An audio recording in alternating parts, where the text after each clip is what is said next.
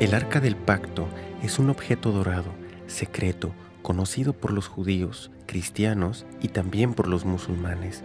También se ha hecho conocer a una audiencia más amplia al mostrarse en varias películas. Pero, ¿qué es el Arca del Pacto? El texto más antiguo escrito sobre el Arca es la Torá, hallada en la Tanaj hebrea y en el Antiguo Testamento de la Biblia. Se nos habla sobre el Dios Supremo, quien expresó ser el creador del planeta Tierra. Él escribió 10 leyes en 2 tablas de piedra.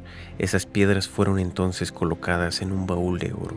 El baúl entonces fue cerrado con un asiento o tapa, con 2 querubines, uno a cada lado de la tapa. El arca era usado con 2 propósitos distintos. En primer lugar, era donde el creador de la tierra se manifestaría a sí mismo como la ley, siendo el arca como un trono para el creador. En segundo lugar, el arca fue colocada en un santuario junto a otros objetos sacros.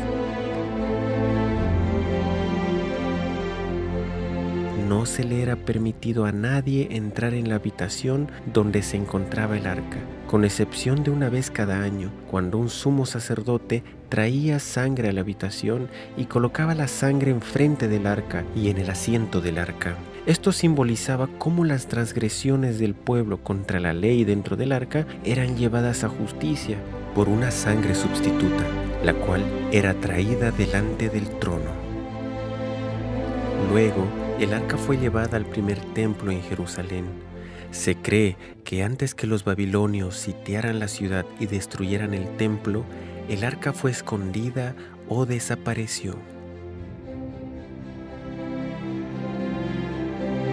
Desde entonces, muchos expertos, teólogos, historiadores y arqueólogos se han preguntado qué ocurrió con el arca y si ésta realmente habría existido. ¿Era acaso un hecho o un mito? No se le permitía a nadie tocar el arca. En más de una ocasión, aquellos quienes violaban esta ley morían súbitamente. El arca seguía también a los israelitas a la guerra. Cuando fue capturada por enemigos, ellos fueron afligidos con plagas hasta que regresaron el arca a sus guardianes. A lo largo de los años han habido muchos cazadores del arca, buscando el arca del pacto o tratando de entender su significado. Muchos han hecho réplicas de la misma. Más de uno ha dicho haberlo descubierto, pero hasta ahora nadie había traído evidencias de sus hallazgos para que sean examinadas. Pero alguien en particular sobresale de todos los otros exploradores de una manera y con un corazón especial. La desaparición del arca ha sido un misterio por un largo tiempo.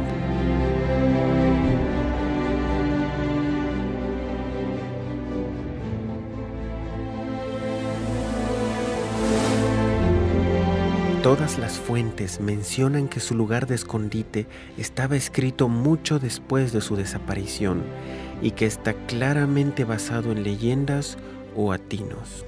La última vez que el arca es mencionado en la Biblia fue cuando el rey Josías ordenó que se colocara de vuelta en el templo, pero también sabemos que Babilonia conquistó a Jerusalén en los días de los hijos del rey Josías, unos 35 años después. Algo interesante sobre esto es que no hay ninguna mención del arca, a pesar que otros objetos que fueron llevados a Babilonia son mencionados. Sin embargo, el libro de los Macabeos, que se escribió varios cientos de años después de su desaparición, menciona que el arca había sido escondida en el monte donde Moisés vio la tierra prometida antes de su muerte. El libro de Baruc, un libro más reciente, menciona que Dios dejó que la tierra debajo de Jerusalén se abriera y que el arca volvería a la superficie nuevamente en el tiempo del fin. Y la literatura medieval menciona que el arca había sido llevada a Etiopía. Algunas especulaciones del siglo XX incluían lugares como Egipto y aún Irlanda. Pero, ¿qué es el arca y dónde está? Pueden estar actualmente relacionados. La principal función del Arca del Pacto era ser la silla gubernamental de Dios en su templo terrenal. El arca tenía muchas tareas fuera del santuario y no estaba limitada a los ritos de sacrificio. tanto dentro como fuera del sistema del santuario, el arca era usada para defender el derecho de Dios como juez y único Dios verdadero y Rey de toda la tierra. Este derecho estaba escrito en la ley, dentro del arca, la cual estipuló que Él era el Creador y que por tanto la tierra le pertenecía.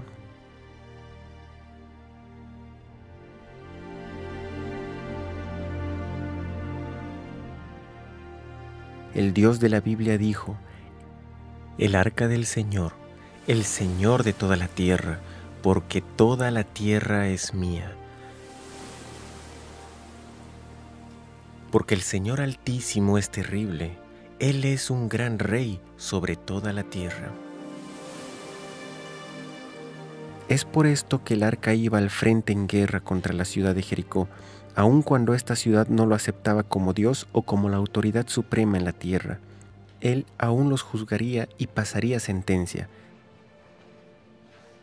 A pesar que Nabucodonosor, el gran líder en Babilonia, no adoraba al Dios de Israel, tanto él como otros reyes de grandes naciones en esos días eran aún juzgados por Dios. Los asirios, madianitas, cananeos, egipcios, etíopes, filisteos y muchas otras naciones quienes rechazaban a Jehová como su Dios eran aún juzgados de acuerdo a los estándares de Dios.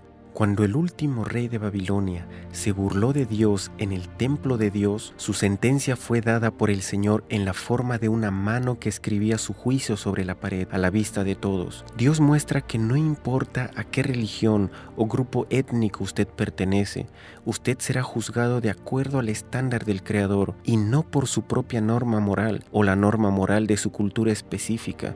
Una de las funciones del arca era ir delante del pueblo de Dios en el desierto, guiándoles hacia su lugar de descanso. Estaba presente cuando hubo una disputa sobre la autoridad de los escogidos de Dios y ésta tenía que ser resuelta. El arca fue delante de ellos en el río Jordán y así el río se abrió milagrosamente para el pueblo, permitiéndoles pasar el río hasta la otra orilla. Tomó parte en la confirmación del pacto entre Dios e Israel en el monte Ebal, y aún cuando Israel le falló a Dios y fue conquistado por el enemigo y el arca les fue quitada, Dios usó el arca para juzgar a los filisteos y humillar a sus dioses, por lo que ellos se vieron forzados a devolverla.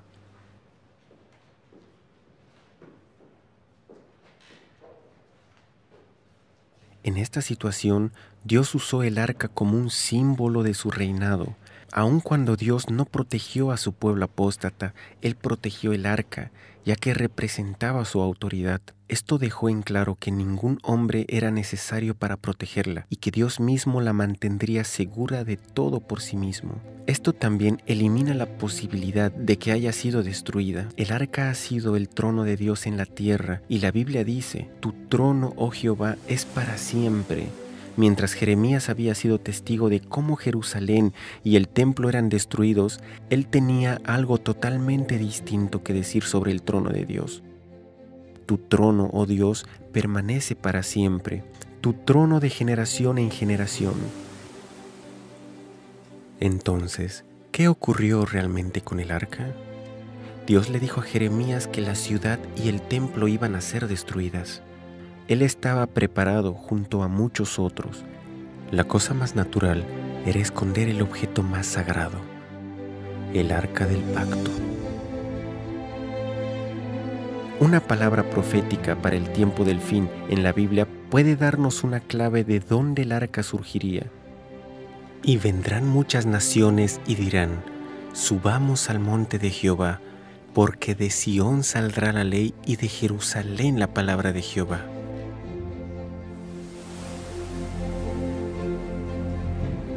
En el siglo XIX, en los inicios de la arqueología, varios estudiosos buscaban entre las ruinas halladas en el Medio Oriente.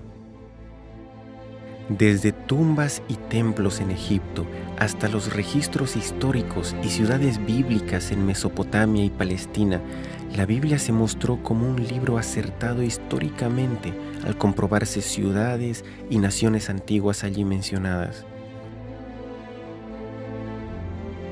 Escritos antiguos de otras naciones confirmaban las escrituras. Hasta entonces, aún la ciudad de Babilonia había sido una leyenda hasta que fueron redescubiertas sus ruinas. Pero Jerusalén había sido habitada desde la desaparición del arca.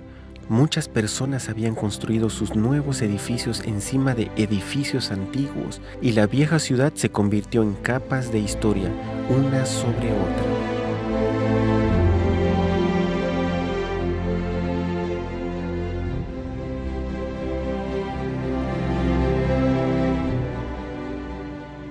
En 1854, un misionero, James Barclay, estaba caminando cerca de los antiguos muros de Jerusalén cuando se tropezó con la entrada de una gran cueva bajo la ciudad antigua, llena de túneles y aperturas. Había estado cerrada por siglos y tenía la longitud de 5 cuadras en la ciudad. En 1867, el general Sir Charles Warren hizo la promesa de las mayores excavaciones en la ciudad antigua y de la montaña donde alguna vez estuvo el templo. Él descubrió túneles subterráneos. En 1873, Charles Clermont, un orientalista francés y arqueólogo, descubrió un querubín grabado sobre piedra dentro de la cueva.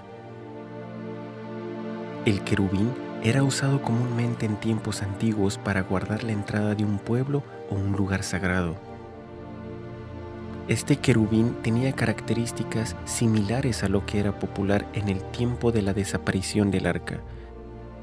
En 1882, el general Gordon, un alto y respetado oficial, viajó al Medio Oriente y mientras miraba cerca de Jerusalén, él estaba convencido que el lugar tradicionalmente llamado Gólgota no podía estar en el lugar que se creía.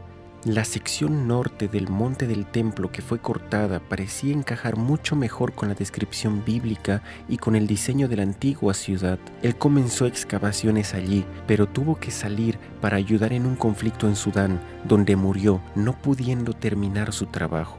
Sin embargo, él tuvo el tiempo de escribir una carta a un amigo que contenía una declaración increíble.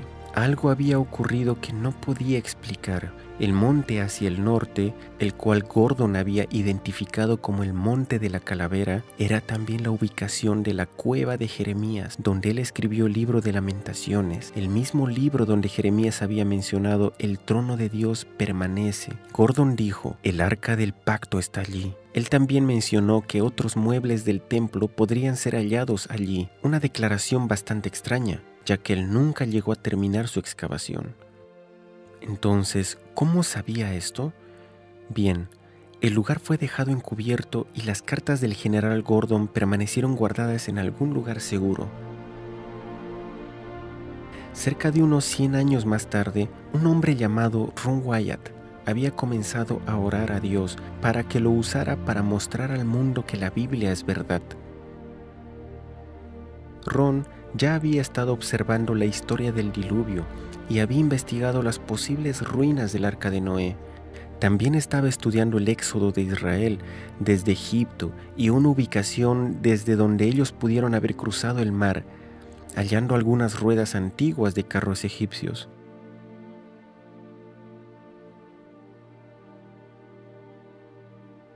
Después de uno de los viajes de buceo, Ron Wyatt visitó Jerusalén en su viaje de regreso a casa.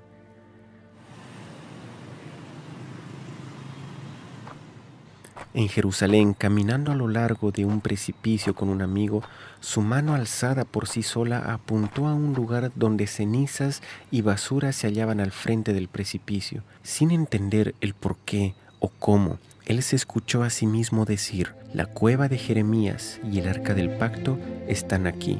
Ron estaba confundido con lo que había ocurrido, ya que no había tenido una experiencia como esta antes. Ni siquiera había pensado en buscar esto. Pensativo, se fue a casa tratando de estudiar y hallar si era una posibilidad que el arca se encontrara allí.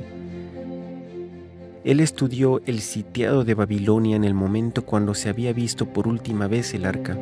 Trató de ver cuándo había podido ser removida y también las limitaciones de tanto tiempo como el lugar para esconderla. Estudió la posibilidad de que el arca pudiera haber estado escondida debajo, en algún lugar del sistema de túneles. Ron comenzó a excavar con sus 2 hijos en el lugar donde su mano había apuntado.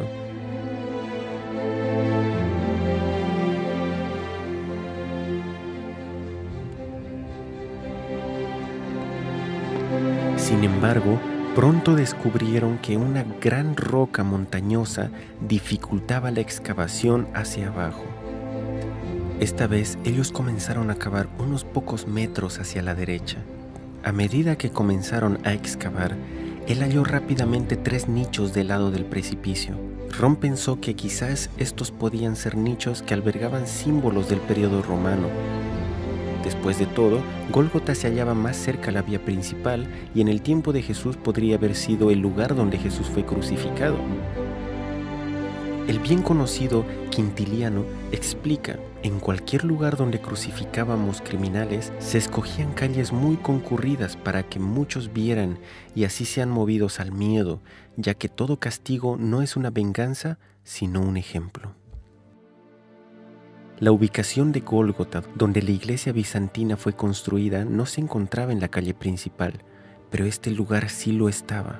¿Podrían haber sido usados estos nichos para colocar señales que revelaban a las personas los crímenes que los criminales habían cometido? Él comenzó a pensar que ese lado del monte podía haber sido el lugar donde las personas eran crucificadas.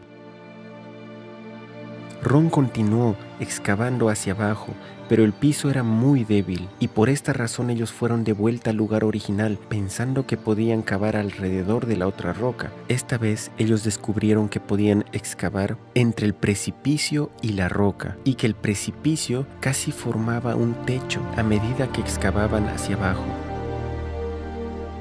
Mientras excavaban, él encontró rápidamente lo que parecía ser una soga, como si fuera tallada en el precipicio. Él comenzó a averiguar para qué se hubiera usado esa soga. 38 pies bajo el nivel del terreno se encontraba en lo que parecía ser una estructura como de una cisterna.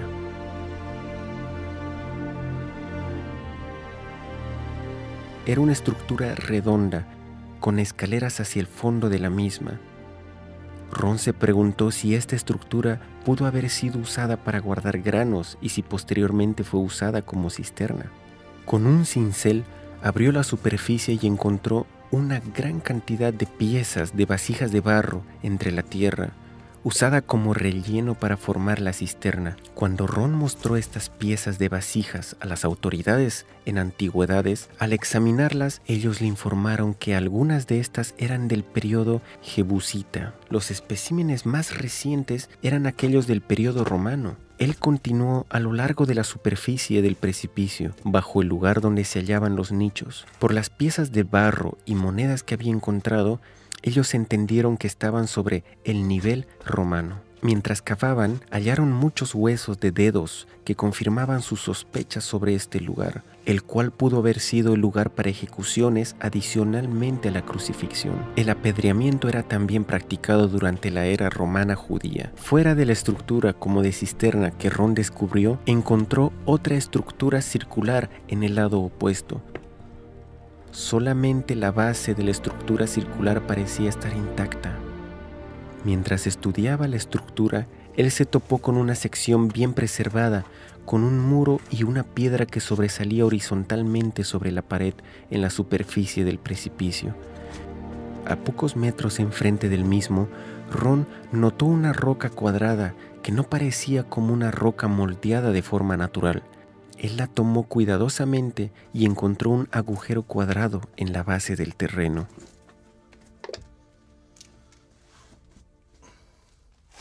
¿Podría haber sido este un agujero para una cruz? Mientras examinaba este agujero y limpiaba la tierra a su alrededor, él descubrió que había una gran quebradura que se extendía desde el orificio.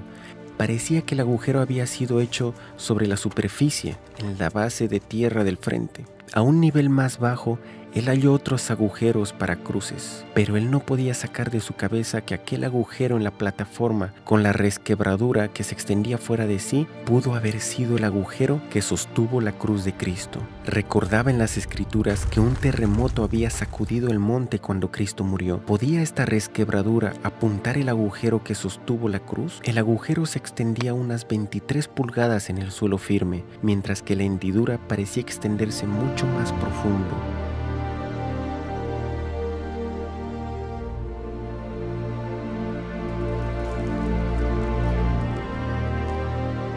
No es algo fuera de lugar pensar que se pudo tener conocimiento del lugar donde Cristo fue crucificado y que, sabiendo que él tenía muchos seguidores que hubiesen querido convertir el lugar en un sitio memorable, ¿se prefirió entonces mantenerlo en secreto? Gólgota, usado por las iglesias católicas y ortodoxas, fue construida por Constantino el Grande cerca del año 325 o 326, sobre las ruinas de un templo pagano antiguo. Esto ocurrió muchos años después que Cristo fue crucificado, pero estas ruinas que Ron descubrió eran romanas y podían ser de tiempos más cercanos a la crucifixión. Después del año 70, muchos judíos salieron de Jerusalén y otros fueron asesinados, por lo que la ciudad fue reducida a un campo romano. Esto podría explicar que el lugar ya no era usado para crucifixiones. Ron encontró monedas en la estructura de fechas anteriores y hasta el año 135 después de Cristo, pero ninguna de las monedas eran de fechas posteriores. En el año 130 después de Cristo, los cristianos fueron favorecidos en lugar de los judíos, por lo que era más probable que esta estructura hubiese sido construida por cristianos en este tiempo o aún antes. Esto significa que este era el primer lugar que fue reconocido como Gólgota. El Gólgota de la iglesia bizantina, que fue construido cerca de 200 años después, fue construido cuando el conocimiento sobre estos lugares se había de alguna forma perdido. Mientras más nos acercamos al tiempo de la crucifixión, mayor es la probabilidad que ellos supiesen los detalles de lo que había ocurrido. El hecho que las monedas halladas por Ron en el edificio antiguo pertenecían al año 135 después de Cristo indica que quien hubiese construido y usado esta estructura antigua aparentemente la abandonó y con el tiempo dejó la religión. El hecho que las fundaciones estaban aún intactas podían indicar que no sufrió destrucción por manos de invasores. Eventualmente, con el tiempo, la estructura fue cubierta con tierra y residuos. En cualquier caso, la evidencia mostraba que la estructura pudo haber sido construida mucho antes que la iglesia del Santo Sepulcro. Ron y sus dos hijos trabajaron por un periodo de casi 2 años. Ellos continuaron buscando en el nivel romano alguna cueva o entrada al túnel, pero sin suerte. Ron tuvo la impresión de hacer una hendidura en el muro del precipicio. Ellos oraron y continuaron sintiendo la misma impresión. Utilizaron martillos y cinceles y después de un corto tiempo pudieron ver un espacio abierto detrás. Agrandaron el agujero para que así pudiesen entrar a través de la cueva. Dentro pudieron ver que tenía unas dimensiones de 15 pies de altura y de ancho. Al principio, Ron se sintió sumamente emocionado cuando descubrieron la cueva, pensando que el arca podía estar dentro de ella. Pero la cueva estaba vacía y de allí se abrían una gran cantidad de aperturas dentro del monte. Ron continuó explorando cada cueva y cada apertura que pudieran encontrar dentro del sistema colosal de cuevas.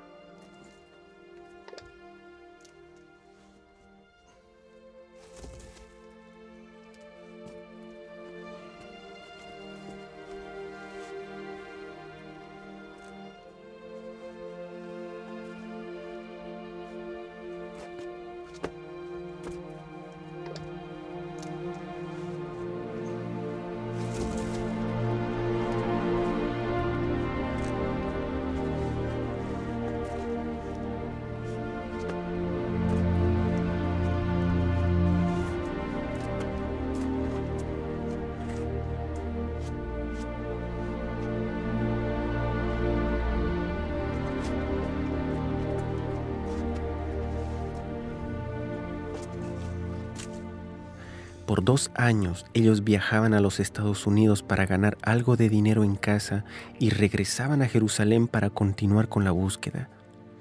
En diciembre de 1981, ellos continuaban su trabajo dentro del sistema de cuevas, buscando alguna apertura o cueva que pudieran encontrar. Sin embargo, los 3 se enfermaron. Los 2 hijos de Ron volvieron a los Estados Unidos y Ron tuvo que buscar ayuda de otras personas para continuar.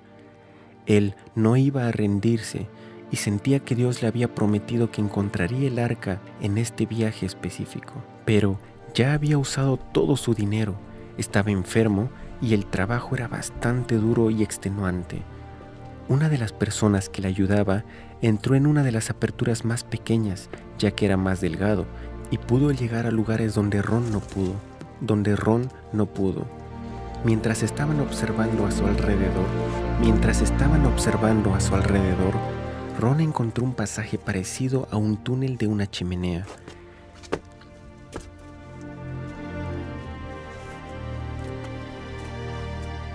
Y de allí salía un túnel donde Ron tenía que exhalar para poder pasar a través de él. Entonces notó una estalactita de unas 16 pulgadas de longitud enfrente del muro al precipicio.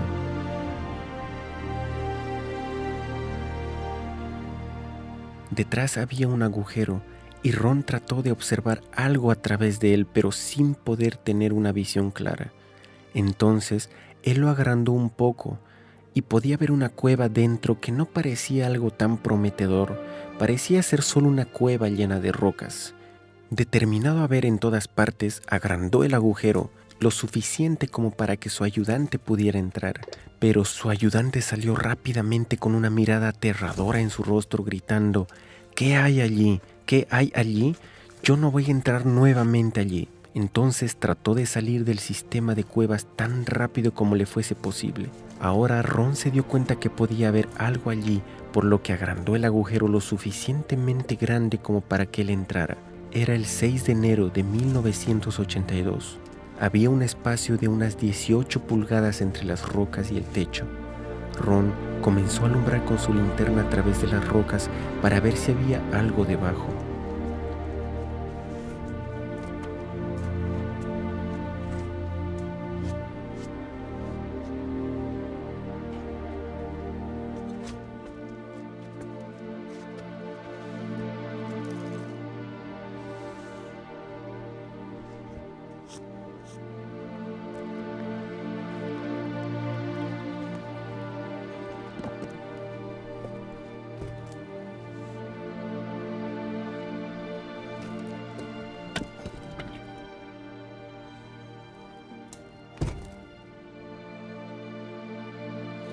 Él vio unas tablas de madera ya descompuestas y bajo la madera algunas pieles de animales que se volvían polvo con tan solo tocarlas. Luego, él vio algo que resplandecía, algo que era dorado, que brillaba. Primero pensó que podría ser el arca del pacto, pero cuando removió el cuero del animal, vio una tabla dorada con un molde levantado en uno de los lados, el cual tenía un patrón de una campana y una granada alterna. Ron se sintió seguro que esto tenía que ser el primer templo o algún mueble extraviado del tabernáculo y que podía ser la mesa de los panes de proposición. Entonces comenzó a investigar la cámara con más cuidado y a observar a su alrededor. Usando la linterna, notó una apertura en el techo.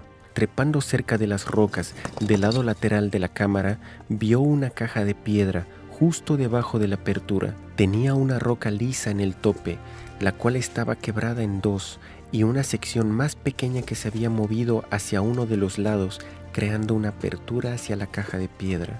Pero su tapa estaba tan cerca del techo de la cueva que no le era posible ver dentro de la misma. Ron notó una sustancia negra en la apertura superior y un poco más de esa sustancia negra en el borde de la tapa de la caja. La apertura en el techo estaba directamente encima de la parte quebrada de la tapa, donde la caja estaba abierta, y parte de esta sustancia oscura había caído dentro de la caja. Fue en este momento que Ron recuerda que, al darse cuenta de lo que había ocurrido en ese lugar, él colapsó. Cuando él se dio cuenta que la apertura en el techo de la cueva era el fin de la resquebradura que se extendía desde el agujero de la cruz que había hallado en la plataforma elevada encima de él, y que la sustancia oscura era la sangre que había caído a través de la apertura dentro de la caja de piedra, él supo entonces que el arca estaba en la caja de piedra.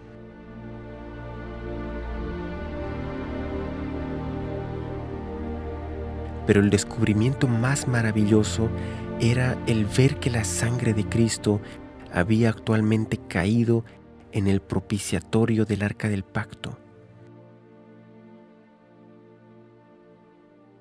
Ron estuvo en asombro por un tiempo.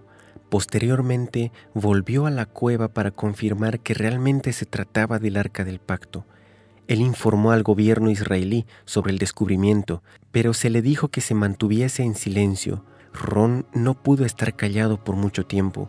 Visitó la cámara en varias oportunidades y reportó que varios objetos se encontraban allí además del arca del pacto. El candelero de 7 brazos con sus lámparas del santuario original, el altar de oro de incienso, la mesa de los panes de proposición, un incensario dorado, un efod, una mitra con una granada de marfil sobre una punta, una pesa de siclos de bronce, lámparas de aceite y un anillo de bronce y una espada muy grande.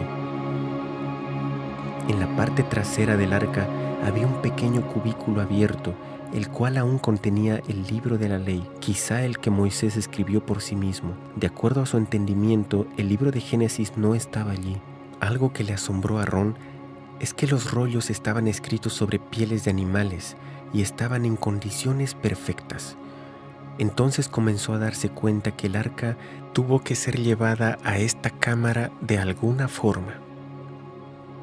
No pudo haber sido por donde él lo hizo, ya que tuvo que cortar entre la piedra para poder entrar. Removiendo algunas de las piedras, encontró una entrada más amplia hacia el sur, hacia la cueva de Sedequías, al otro lado del camino, donde el querubín había sido hallado. Sin embargo, este túnel estaba bloqueado con muchas piedras grandes, y Ron no tenía forma de moverlas fuera del túnel desde donde él entró. Ron tenía un laboratorio en Israel para analizar los residuos de sangre que había encontrado en la apertura y en el propiciatorio del arca. El resultado de los análisis los asombró más de lo que esperaban.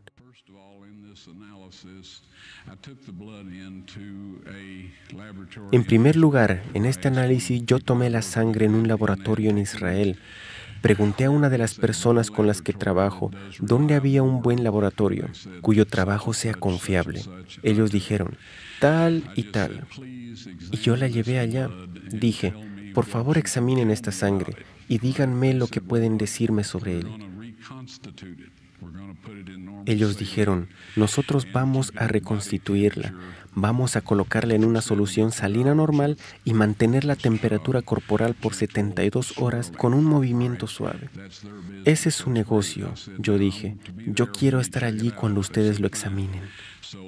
Ellos dijeron, bien, así que regresé y ellos lo analizaron. Y ahora digo lo que ellos dijeron. Es sangre humana, podemos decir eso. Ellos hicieron todos los exámenes que necesitaban hacer. Entonces dije, tomen algunas células blancas y colóquenlas en un medio de crecimiento y manténganlas a temperatura ambiente por 48 horas. Ellos dijeron, eso no será de ninguna ayuda, ya que está muerta. Yo dije, por favor, ¿podrían hacer eso? Ellos me dijeron, está bien, lo haremos. Así pues, yo les dije que quería estar allí cuando ellos sacaran la muestra para examinarla. Regresé al lugar cuando ellos sacaron la muestra para examinarla bajo un microscopio, y uno de los técnicos llamó a otro, y luego ellos llamaron a su jefe, y estaban hablando en hebreo cerca de 1 minuto, y me miraron y me dijeron, señor Wyatt, esta sangre humana tiene solamente 24 cromosomas en ella.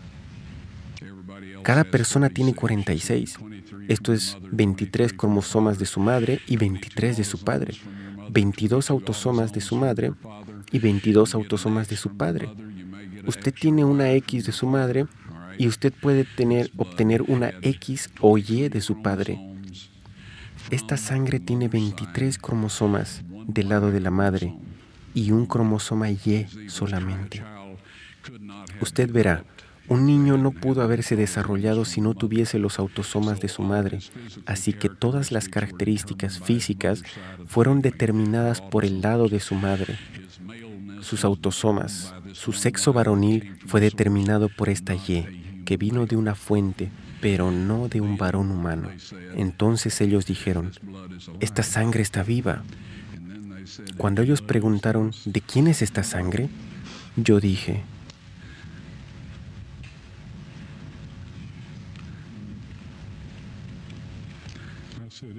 es la sangre de vuestro Mesías.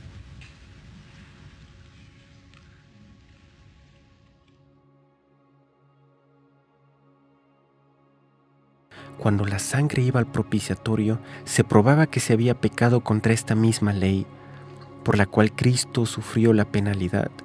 Nuestros pecados contra la ley de Dios, no contra leyes humanas u otras leyes religiosas, y estas son las leyes por las que nos tenemos que arrepentir de haberlas quebrado. Además, Dios realmente envió a su Hijo a morir en nuestro lugar. Ron quería mostrar a todo el mundo en ese mismo momento, pero Dios lo detuvo.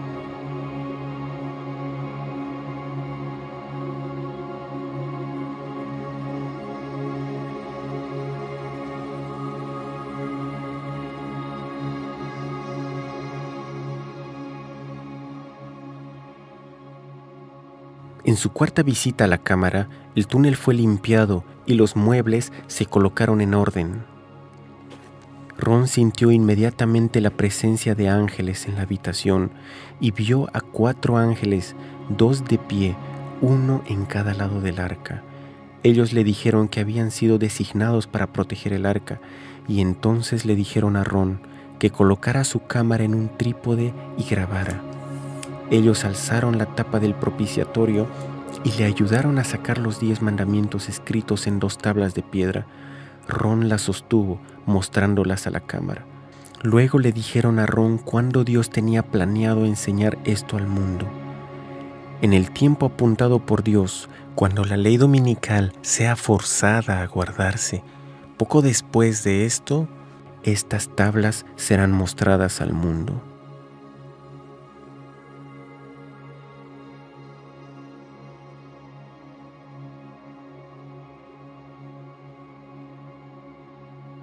Ron inmediatamente supo lo que el ángel quiso decir, ya que él había estudiado este tema de antemano. El ángel estaba hablando sobre la marca de la bestia, mencionada en Apocalipsis 13 y 14, como el último engaño y prueba que vendrá sobre el mundo antes de la segunda venida de Cristo. La ley y la sangre de Cristo es un testimonio contra la versión hecha por el hombre de los mandamientos de Dios, la cual será forzada sobre la gente de todo el mundo. También confrontará las condiciones erróneas de la salvación que han sido predicadas por muchas personas y líderes religiosos. Ron murió en 1999 sin ver el cumplimiento. Pero él tuvo la evidencia de lo que ocurrió y usó sus últimos meses y años de vida para decirle a las personas sobre el amor de Dios, de Cristo y su sacrificio por nosotros. Él advirtió sobre la ley de la marca de la bestia. Por favor, escuchen este mensaje y advertencia importante. Bien, este conjunto de leyes es el único que tienen que guardar los súbditos de Dios, y es bajo su trono en el cielo y en la tierra, porque a Moisés se le dijo que hiciera su lugar de morada, la morada terrenal de Dios, según la forma que se le mostró en el monte, el patrón que se le mostró en la montaña. Este propiciatorio era el trono terrenal de Dios, y aún lo es. Y la gloria del Shekinah moró por cientos de años, hasta que los judíos se volvieron tan rebeldes y paganos que Dios decidió que Él no viviría más entre ellos. Si miramos un poco después, pero esto es de lo que se trata el propiciatorio, hay una declaración en la Escritura que está en 2 de Tesalonicenses, capítulo 2. Habla sobre el hombre de pecado que se sentará en el templo de Dios, mostrándose a sí mismo como si él fuera Dios. Para ver esto rápidamente, esto implicaría que si alguien podría sentarse en el templo de Dios, tendría que ser uno construido. Pero hay alguien allí ahora. En el planeta Tierra, en este momento, hay un individuo, y él y sus antecesores en esta posición han cambiado la ley de Dios. Ellos eliminaron el segundo mandamiento que dice: no te harás imagen de ninguna semejanza de lo que está arriba en el cielo, ni abajo en la tierra, ni le servirás. Esto de alguna forma interferiría con la manera en la cual ellos querían hacer las cosas. Así que eliminaron esto y dividieron el 10º mandamiento en 2, para que aún el número de los mandamientos fuera 10. Sí, la tabla de piedra fue hallada en el arca del pacto. Yo personalmente las tomé con la ayuda de 4 ángeles, quienes levantaron el propiciatorio, que yo estimo pesaban cerca de 900 libras de oro sólido, y uno de estos ángeles me dijo que sacara las tablas de piedra afuera. Él me dijo que Dios quería que todos viesen esas tablas, así que las saqué, retrocedí y estuve como congelado en el lugar. Bueno, yo no puedo describir el estado físico o mental en el que estaba. Si yo no hubiera tenido alguna evidencia física para probar lo que pasó, yo hubiera pensado que lo había soñado o algo así. Pero ahora las evidencias están listas para ser mostradas. Pero nosotros no diremos. Actualmente están en un filo de piedra en la misma cámara, y es allí donde el ángel las puso después que se las di. Yo no sabía qué hacer con ellas. Se me dijo que esas tablas serían presentadas con la evidencia de la sangre cuando la ley de la marca de la bestia, cuando la ley dominical sea forzada a guardarse. Ahora, yo sé que todos se preguntan, ¿qué es eso? Todos hemos escuchado de rumores e historias sobre esto. Yo les diré rápidamente y de forma simple: si tú guardas los 10 mandamientos que Dios escribió sobre esas tablas de piedra,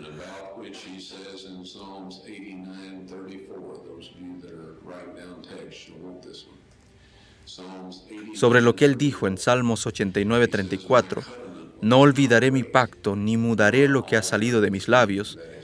Él habló los 10 mandamientos desde el monte. Él los escribió en piedras y dijo que nada cambiará. Si tú guardas esa ley, recibirás el sello de Dios. Pronto habrá un conjunto de leyes hechas por los hombres con las mejores intenciones, rodeadas de una cantidad de elogios célebres y peticiones sepulcrales.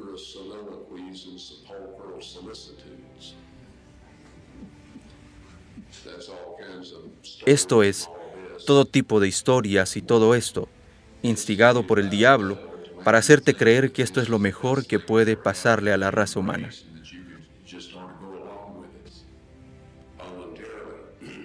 De tal forma que tú querrás seguir con estas leyes voluntariamente. Esta ley, hecha por el hombre, requerirá que tú quebrantes los 10 mandamientos de Dios. Cristo dijo a los fariseos que es en vano que me adoren, enseñando doctrinas y mandamientos de hombre. Si tú guardas estas leyes humanas y quebrantas los 10 mandamientos de Dios, recibirás la marca de la bestia. Nadie tiene la marca de la bestia en este tiempo. Tú solo puedes tenerla después que esas leyes sean forzadas. Ahora, es tan difícil cuando una cantidad de leyes hechas por los hombres se pasen y los fuercen a obedecer, donde requerirá que se quebrante los 10 mandamientos de Dios. La penalidad por no guardar esas leyes humanas es que tú no podrás comprar o vender. Esta es la marca de la bestia. Diremos, amigos, guarda esta ley y recibirán el sello de Dios.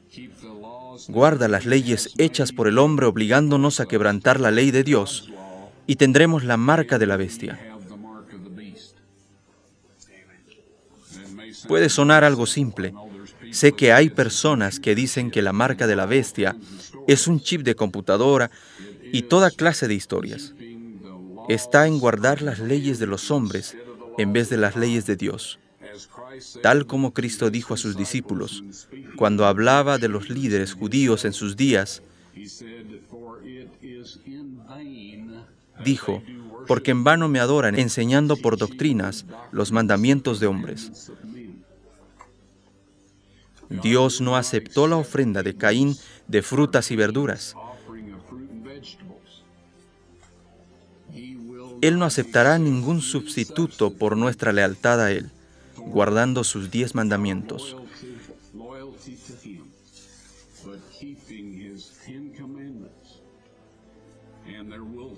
Y vendrá un tiempo que cuando lo hagas, no podrás comprar o vender.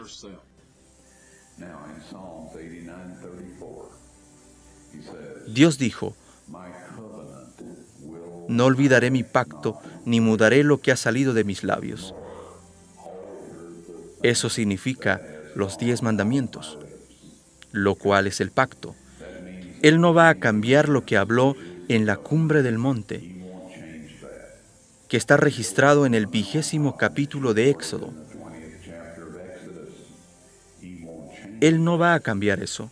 Cuando yo vi las tablas de piedra y vi lo que decían, ellos decían exactamente lo mismo que el texto hebreo original en el libro de Éxodo. Exactamente. Y eso no va a cambiar. Ahora la Biblia nos advierte que Satanás vendrá con milagros y engaños. ¿Cómo podemos decir qué milagro es de Satanás? Porque él es un ser sobrenatural y todos los ángeles caídos son seres sobrenaturales. Ellos pueden hacer cosas que son milagrosas. Desde nuestro punto de vista, ¿cómo podemos saber qué es de Dios y qué no lo es? Si ellos dicen que los mandamientos de Dios son vigentes y que quebrantar esos mandamientos es pecado, entonces son de Dios. Si ellos dicen cualquier otra cosa fuera de esto, ellos no son de Dios y no tenemos que escucharlos, a pesar de cualquier clase de milagros que ellos hagan. Las tablas de piedra se exhibirán después de la ley dominical nacional, cuando sea obligatoria. Estas fueron las palabras exactas del ángel, tal como yo las recuerdo.